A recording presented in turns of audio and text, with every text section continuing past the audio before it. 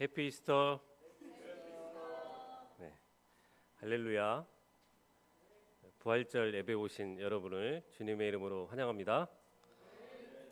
곳곳에 이렇게 꽃들이 피어나고 또 새로운 생명들이 탄생을 해서 생육하고 번성하고 있는 계절, 부활의 계절인 봄입니다.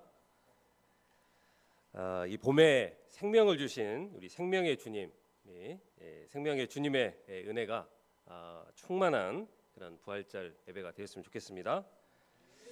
부활하신 주님으로 인해서 우리에게 있는 그 죽음의 문제, 또 허무주의 이런 문제들이 다 해결되어지고 생명의 주님으로 인해서 충만한 그런 생명력으로 가득한 인생을 살아가는 저희들이 되기를 기도합니다.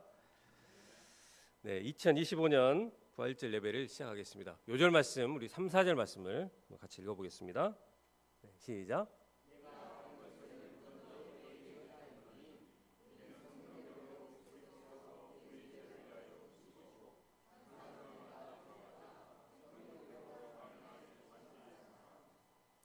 네, 2025년 부활절 예배를 허락하신 하나님께 감사를 드립니다. 밖에는 이렇게 봄이 왔는데 아직 국내외적으로 어려운 현실 앞에서 여전히 움츠러들어 있고 또 여전히 힘을 잃고 계신 분들이 많이 계신 것 같습니다. 이분들에게 이 생명이 약도하는 봄의 기운이 전달되어지기를 바랍니다. 무엇보다도 이 부활의 말씀을 통해서 예수 그리스도의 부활의 놀라운 능력과 은혜가 함께해서 이런 어려운 시기들을 이겨내고 부활의 생명력으로 충만한 인생을 사시기를 기도합니다. 고린도 교회는 이방인들을 중심으로 한 교회였습니다. 그런데 이들을 대상으로 한 설교에서 부활이 충분히 다루어지지 않았던 그런 문제가 있었습니다. 게다가 바울이 떠난 뒤에 헬라 로마 세계에서 그런 영향력과 또 영지주의에 거센 도전을 받았습니다. 이러한 이유로 인해서 급기야 교회 안에서조차 부활이 없다고 이렇게 주장하는 자들이 나타났습니다. 이러한 배경에서 쓰여진 고린도전서 15장은 부활이 얼마나 확실한 것인가, 또 부활의 믿음으로 사는 자들의 모습은 어떠한가, 또 어떤 모습으로 부활하게 되는가, 부활의 모든 것을 이렇게 다루고 있는 원스톱 부활 솔루션이라고 할 수가 있겠습니다. 다 함께 1절과 2절 말씀을 읽어보겠습니다. 시작.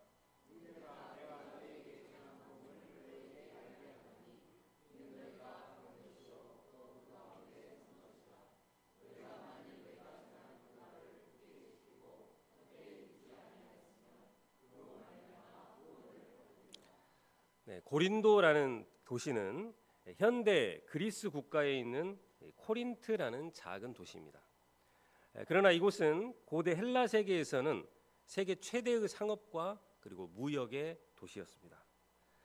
소크라테스, 플라톤, 아리스토텔레스로 대표되는 이 소피스트들이 헬라 철학으로 영향을 끼치고 있었고 음란과 우상 숭배 그리고 방탕이 활개를 치던 곳이었습니다. 이러한 곳에서 사도 바울은 2차 전도 여행 중에 약 1년 6개월 동안을 이곳에 머물면서 고린도 교회를 개척했습니다. 바울은 철학의 도시인 이곳에서 복음을 전하면서 다른 것은 일체 전하지 않고 그리스도와 그리고 십자가의 복음만을 전했습니다. 이때 고린도 사람들 중에 죄를 회개하고 복음을 영접하는 큰 성령의 역사가 있었습니다. 고린도 교인들은 바울이 전한 복음을 영접했고 또 그 가운데 섰습니다. 그러나 바울이 떠나가고 세월이 흐르면서 그들의 신앙은 점점 복음 신앙을 잃어버리고 인본적이 되어갔습니다. 이런 결과로 고린도 교회 안에는 여러 가지 문제들이 나타났습니다. 그래서 바울은 이 문제가 많은 고린도 교회에 자기가 전해준 복음이 무엇인가를 다시 한번 상기시키고 있습니다. 그 복음을 끝까지 붙잡아야 구원을 얻게 됨을 일깨워 주고 있습니다. 그러면 바울이 전해준 복음, 곧 기쁜 소식이 무엇입니까? 3절과 4절을 다 함께 읽어보겠습니다. 시작.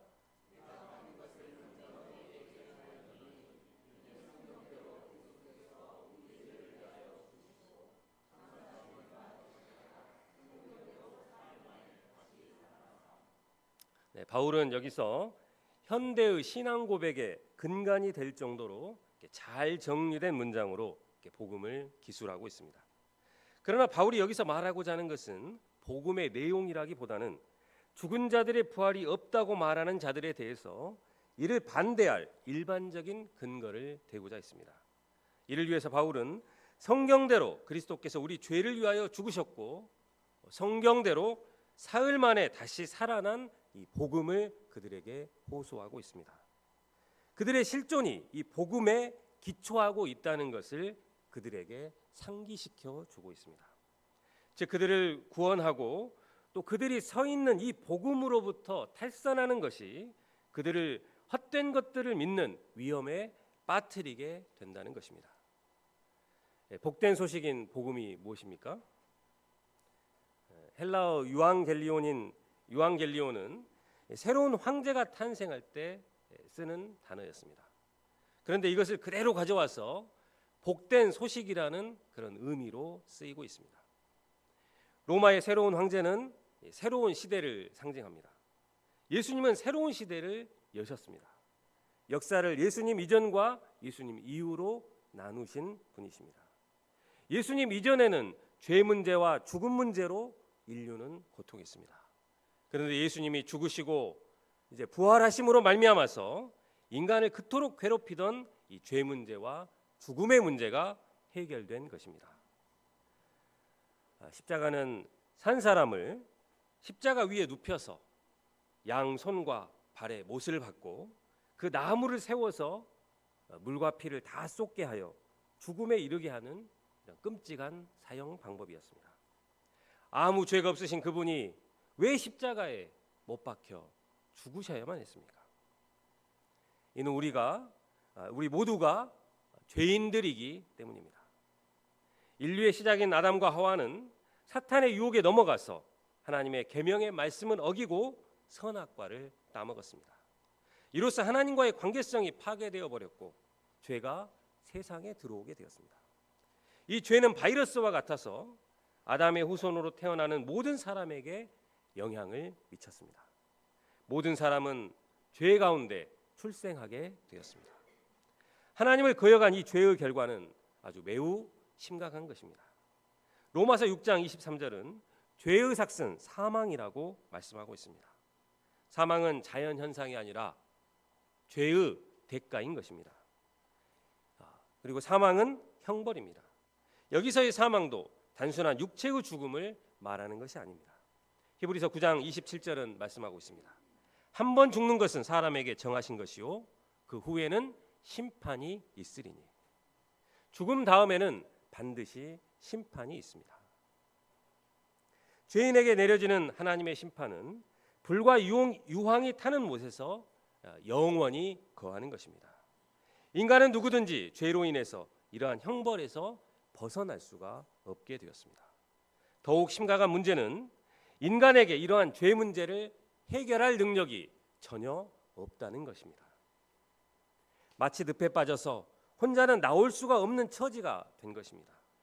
인간은 구원자가 필요하게 되었습니다.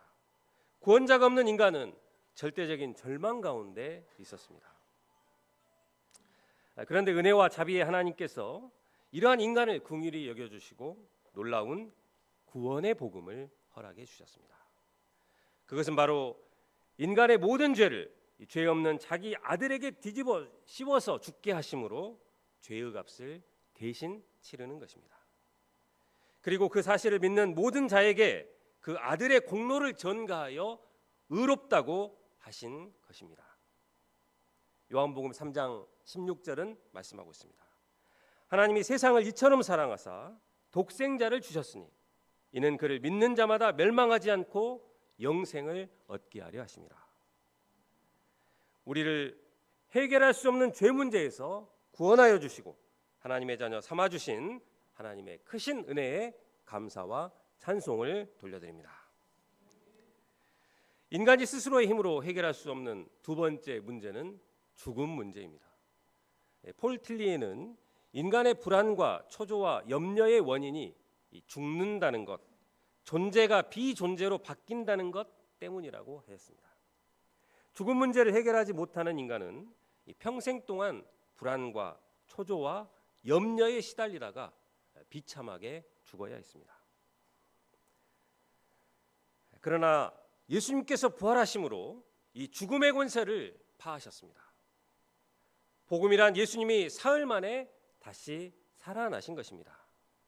예수님은 안식일 전날인 금요일 오전 9시에 십자가에 못 박히시고 약 6시간 동안을 십자가에 매달려 계시다가 운명하셨습니다. 로마 군병들은 그의 죽음을 확인하였고 한 병사는 예수님이 이미 죽으신 것을 알고 그의 다리를 꺾지 않고 대신 창으로 그의 옆구리를 찔렀습니다. 그러자 곧 피와 물이 쏟아져 나왔습니다. 예수님의 시신은 내려져서 아리마대 요셉이 준비한 무덤에 묻혔습니다. 그의 죽음과 묻히심은 로마 병사들과 그리고 아리마대 요셉과 장사한 자들에 의해서 목격되어졌습니다. 이렇게 묻히신 예수님이 사흘 만에 다시 살아나셨습니다. 이는 온 우주가 진동할 만한 인류 역사상 최대의 사건입니다. 예수님은 죽음 권세를 완전히 깨뜨리시고 부활하셨습니다. 예수님은 부활의 주님이시오 생명의 주님이십니다. 죽음이 우리 인생들에게 주는 이 공포에서 해방되게 하시고 생명과 평화를 누릴 수 있게 해 주셨습니다. 예수님의 부활 사건은 사도들이 전한 이 메시지의 핵심이었습니다. 예수님이 부활하셨지만 그것을 믿지 않는 자들에게는 아무런 효력이 없습니다. 예수님의 부활을 믿을 때만 그 사실이 우리에게 유익이 됩니다. 사람들은 십자가와 부활을 믿는 것을 신앙의 초보요 또 알파벳의 ABC 정도로 여깁니다. 그러나 십자가와 부활을 믿는 신앙은 시작 단계이면서 또한 최종 단계의 믿음인 것입니다.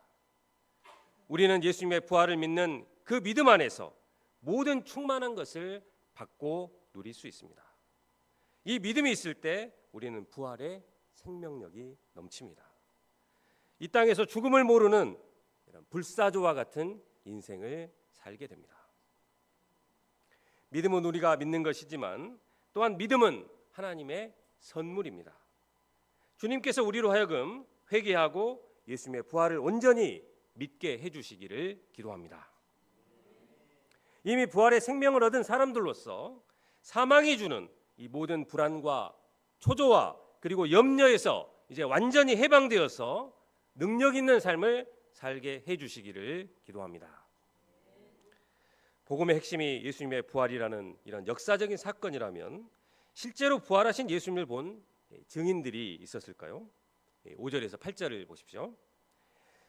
바울이 고린도 성도들에게 보내는 이 편지를 쓴 시기는 AD 55년이었습니다. 이는 예수님의 부활 후 약 25년 정도가 흐른 시점이었습니다. 그러므로 이 편지가 기록될 때 예수님의 부활을 목격한 사람들이 많이 살아 있었습니다. 바울은 그러한 부활의 증인들을 소개하고 있습니다. 예수님은 먼저 수제자 게바 곧 시몬 베드로에게 보이셨습니다. 그 후에는 12제자에게 보이셨습니다. 또 그 후에는 500의 형제에게 일시에 보이셨는데 그 중에 지금까지 곧 이 서신을 기록할 당시에 대부분이 살아 있었습니다. 이는 참으로 놀라운 증언입니다. 지금 당장 부활하신 예수님을 본 사람들 중에 300~400명 정도는 데리고 올 수 있다는 것입니다. 당시 법정에서 2명의 증인만 있어도 효력이 있었습니다. 바울은 수백 명의 부활의 증인을 세울 수 있다고 이렇게 자신 있게 말하고 있는 것입니다. 예수님은 또한 야고보에게 보이셨습니다. 여기서 야고보는 예수님의 친동생으로 주님이 살아계신 때에는 믿지 않았던 형제였습니다. 그는 부활하신 예수님을 보고 믿음을 갖게 되었습니다. 바울이 야고보를 특별히 기록하고 있는 것은 그가 예수님의 바로 아래 동생으로 누구보다도 예수님을 확실하게 식별할 수 있었기 때문입니다. 부활을 믿게 된 야고보는 초대교회의 기둥과 같은 일꾼이 되었습니다. 바울은 맨 나중에 만삭되지 못하여 난 자 같은 자격 없는 자기에게도 보이셨다고 증언하고 있습니다. 바울은 다메섹 도상에서 자신도 부활하신 예수님을 만났다고 그리고 자신도 부활하신 예수님을 만난 증인이라고 증거하고 있습니다. 부활의 증인들을 말하면서 바울은 예수님께서 이 부활의 증인들에게 보이셨다고 이렇게 말을 하고 있습니다. 그들이 보았다라고 말하지 않고 예수님이 친히 보이셨다고 말씀하고 있습니다. 예수님은 친히 부활하셔서 그들을 인격적으로 찾아가서 한 명 한 명 자신을 보이셨습니다. 이때 그들은 예수님의 부활을 확신하게 되었습니다. 이와 같이 우리도 부활하신 예수님을 인격적으로 만나야 하는 것입니다. 부활절을 맞이하여 예수님의 부활을 기념하고 있지만 예수님께서 부활하셨다는 이 객관적인 사실이 지금 나의 삶에 아무런 영향도 끼치고 있지 않다면 무슨 의미가 있겠습니까? 그러므로 나도 예수님께서 나의 삶에 찾아와 주시고 그리고 친히 보여주셔서 부활의 능력으로 살아가는 자들이 되어야 합니다. 우리 각자가 예수님께서 친히 보여주심으로 말미암아 부활신앙 그리고 부활의 소망으로 충만케 되기를 기도합니다. 그리하여 허무와 공포 그리고 불안과 염려를 물리치고 생명력이 넘치는 하루하루를 살아가는 자들이 되기를 기도합니다. 12절 말씀을 보십시오. 당시 헬라 사람들은 영혼은 불멸하지만 육체는 소멸한다고 믿었습니다. 오늘날 많은 사람들도 죽음으로써 육체는 썩어져 없어져 버린다고 생각을 하고 있습니다. 이것이 상식입니다. 죽은 사람이 다시 살아난다는 것은 이성적으로 그리고 경험적으로 말이 안 된다고 생각을 합니다. 그러나 이것은 당시 고린도 교인들의 믿음과 또 그리고 그들의 신앙 고백과는 대조되는 것이었습니다. 바울은 여기서 만일 부활이 없다면 어떤 일이 발생하게 되는가를 통해 부활의 확실함을 증거하고 있습니다. 13절을 보십시오. 죽은 자의 부활이 없으면 당연히 그리스도도 다시 살아나지 못하셨을 것입니다. 고린도 교회는 죽은 자 가운데서 부활하신 그리스도를 믿고 생겨나게 되었습니다. 그런데 죽은 자의 부활이 없으면 고린도 교회의 존재 자체를 부정하게 되는 것입니다. 이것은 앞에서 바울이 선포한 복음의 핵심을 무너뜨리는 것이며 또 교회의 기초 자체를 무너뜨리는 것입니다. 그렇게 되면 다른 진리들도 도미노처럼 쓰러지게 될 것입니다. 먼저 바울을 비롯한 복음 전도자들이 전파하는 것들이 다 헛것입니다. 스데반 집사는 성전에서 복음을 전할 때 돌에 맞아 죽어가면서도 그리스도를 증거했습니다. 그런데 그것이 다 헛고생이고 또 헛된 죽음이 되는 것입니다. 또 앞에서 그리스도께서 다시 살리심을 받았다고 했는데 이는 하나님이 다시 살리셨다는 말입니다. 하나님의 거짓 증인이 되는 것입니다. 무엇보다도 그리스도의 죽음을 믿는다고 하는 신자들도 구원을 받지 못하게 됩니다.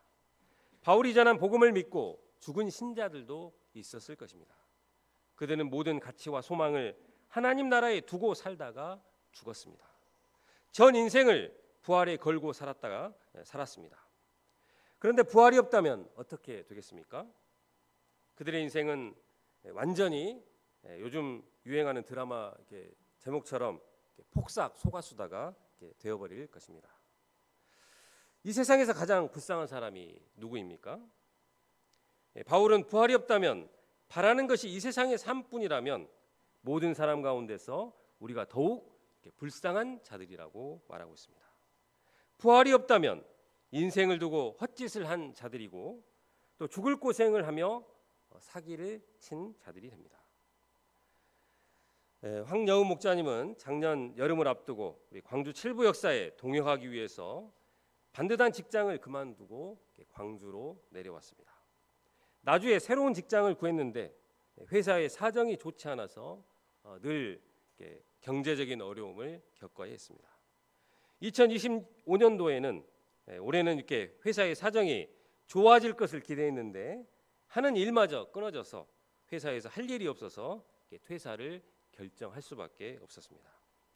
남들 같으면 좋은 경력을 쌓고 그리고 연봉을 올리기 위해서 광주로 내려오지도 않았을 뿐만 아니라 또 경력 단절이 되지 않기 위해서 하루빨리 이직을 할 텐데 그녀는 이 기간을 풀타임으로 살면서 영적인 훈련을 받고 있습니다. 잠깐 쉬는 동안 놀러 다니고 쾌락을 즐기는 것이 아니라 기도실에서 은밀히 기도하는 습관을 기르고 그리고 하나님의 세미한 음성을 듣는 훈련을 하고 있습니다. 매일 센터에 나와서 동역하고 또 청년부 역사의 주인이 되어서 이렇게 섬기고 있습니다. 하나님께서 우리 황여운 목자님을 영적으로 크게 성장하게 하시고 또 더 좋은 직장도 예비해 주시기를 기도합니다. 그런데 만일 부활이 없다면 우리 황여운 목자님이야말로 가장 불쌍한 자 중에 한 사람일 것입니다. 20절 말씀을 다 함께 읽어보겠습니다. 시작.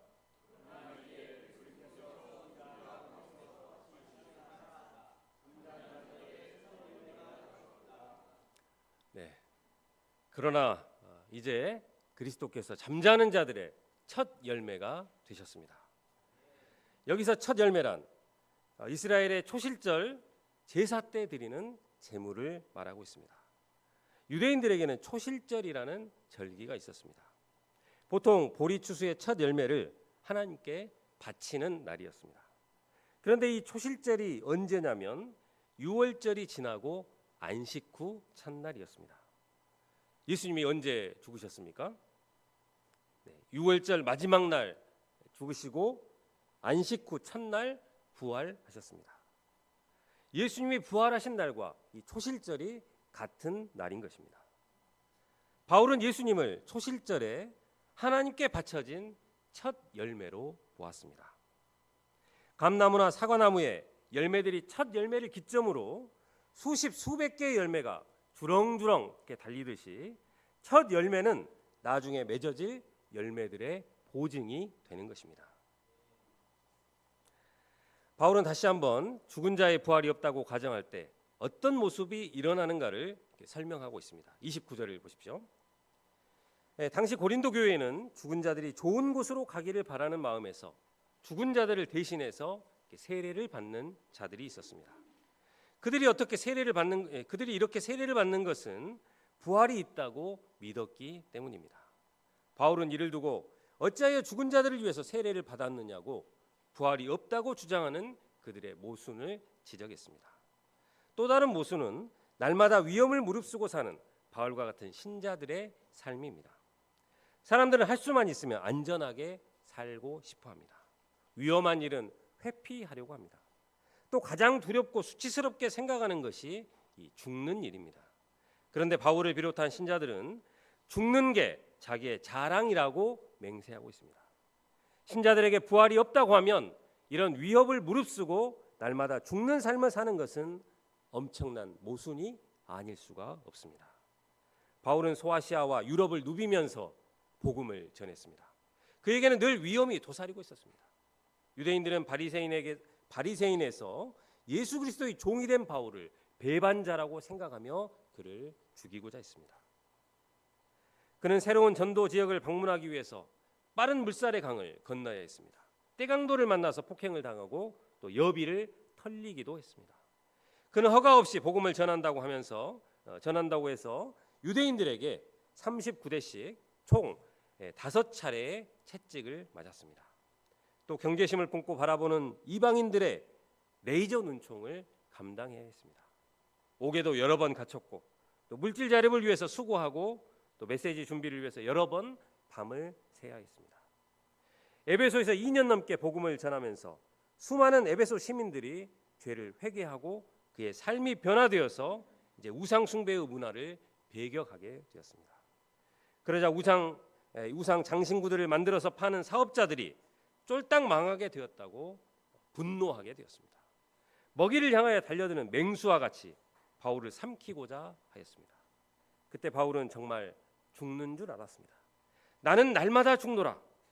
이 말은 죽음의 위협을 두려워하지 않는다는 말이며 또 동시에 부활할 것이므로 오늘 죽어도 여한이 없다는 말이기도 합니다.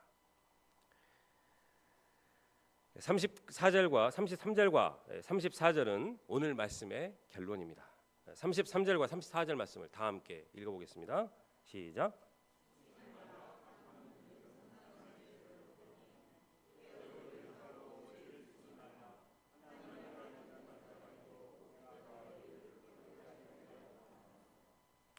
바울은 속지 말라고 말하고 있습니다.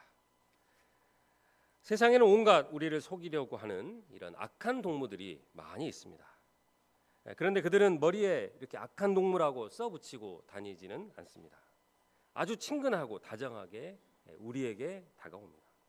그래서 우리는 깨어 있어야 하는 것입니다. 깨어 있어야 이 악한 동물을 구별해 낼 수가 있습니다. 이 악한 동물은 우리를 어떻게 속이는 것입니까? 주로 과학 문명을 들이대면서 요즘과 같은 세상에 무슨 종교를 믿느냐고 핀잔을 줍니다. 또 뭐니 해도 머니가 최고라고 하면서 열심히 돈이나 벌라고 말을 합니다. 죽으면 다 끝이 나는 것이니까 사는 동안 먹고 마시고 즐기라고 이렇게 말을 합니다. 세상에 게임이나 유튜브나 틱톡이나 웹툰이나 이런 즐길 거리들이 넘쳐나고 있습니다. 그들은 내일 죽을 터이니 마음껏 육체를 위해서 즐기라고 우리를 유혹해 옵니다. 이런 동무들은 우리의 선한 행실을 더럽히는 이들이요, 또 죄를 짓게 하는 이들입니다. 우리가 이런 동무들에게 속지 말아야 하겠습니다. 우리가 부활신앙으로 산다는 것은 악한 동무들에게 속지 않고 깨어 의를 행하고 또 죄를 짓지 않는 그런 삶을 사는 것입니다. 다시 말해서 부활의 믿음으로 산다는 것은 내가 속한 회사나 학교에서 예수 믿는 자로서 의를 행하는 삶을 사는 것이요, 또 구원의 복음을 굳게 붙들고 그들을 진리의 길로 인도하는 삶을 사는 것입니다. 우리가 부활의 믿음 가운데 깨어 의를 행하는 삶, 그리고 많은 사람을 구원에 이르도록 인도하는 삶을 살 수 있기를 기도합니다. 네, 요절 말씀으로 3, 4절 말씀을 읽고 기도하겠습니다. 시작. 모든 것을 먼저 너희에게 우리 죄를 위하여 죽으시고 장사 지낸 바 되셨다가 성경대로 사흘 만에 다시 살아나셨습니다. 하나님 아버지, 2025년 부활절을 허락해 주시고 고린도전서 부활의 말씀을 허락해 주셔서 감사를 드립니다. 죄 문제, 죽음 문제로 고통하는 죄인들을 위해서 예수님께서 대신 십자가의 형벌을 감당해 주시고 성경대로 죽으시고 또 성경대로 장사 지낸 바 되었다가 사흘 만에 다시 살아나심으로 이 죄 문제와 죽음 문제를 다 해결하여 주심을 인하여 감사를 드립니다. 저희들이 이 부활의 믿음 가운데 생명력 있는 인생을 살아가게 하시기를 기도합니다. 저희들이 예수님을 따라서 또 저희들이 부활의 첫 열매 되신 예수님을 따라서 부활할 소망을 굳게 붙들고 살아갈 수 있기를 기도합니다. 또한 이 땅에서 악한 동무들에게 속지 않고 깨어서 의를 행하는 삶, 그리고 한 영혼을 주께로 인도하는 삶을 살 수 있기를 기도합니다. 예수님의 이름으로 기도합니다.